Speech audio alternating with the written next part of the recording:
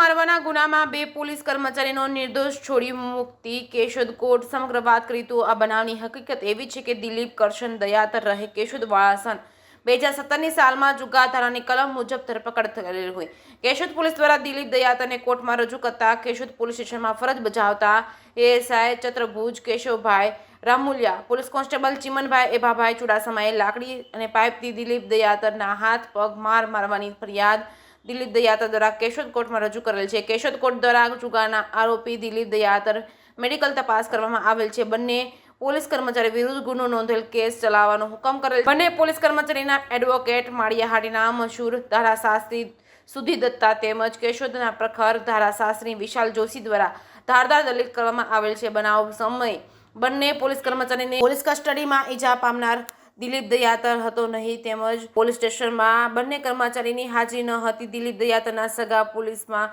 ફરજ બજાવે છે તેના કહેવા મુજબ ખોટી ફરિયાદ કરવામાં આવેલ હોય તેવો બચાવ કરવામાં આવેલ છે। ડોક્ટરી જુબાની ફરિયાદી પક્ષ દ્વારા લેવામાં આવેલ ન હતી તે મતલબની રજૂઆત કરવામાં આવતા કેશોદના જજ દ્વારા બંને પોલીસ કર્મચારીને નિર્દોષ છોડી મૂકવાનો હુકમ કરતા આ કિસ્સાએ સમગ્ર કેશોદ તાલુકા તથા પોલીસ બેડામાં ચકચાર જગાવી છે। સુધીર દત્તા એડવોકેટ કેશોદ કોર્ટમાં જુગારના આરોપી દિલીપ કરશન દયાતર દ્વારા 2017ની સાલમાં રજૂ કરવામાં આવતા કેશોદના 2 પોલીસ કર્મચારી દ્વારા પ્લાસ્ટિકના પાઇપથી મારવા સબબની ફરિયાદ કરવામાં આવતા નામદાર કેશોદ કોર્ટ દ્વારા આરોપી દિલીપની મેડિકલ તપાસણી કરવામાં આવતા અને પોલીસ કર્મચારી ગુનો બનતો એ કેસ ચલાવવાનો હુકમ કરેલો।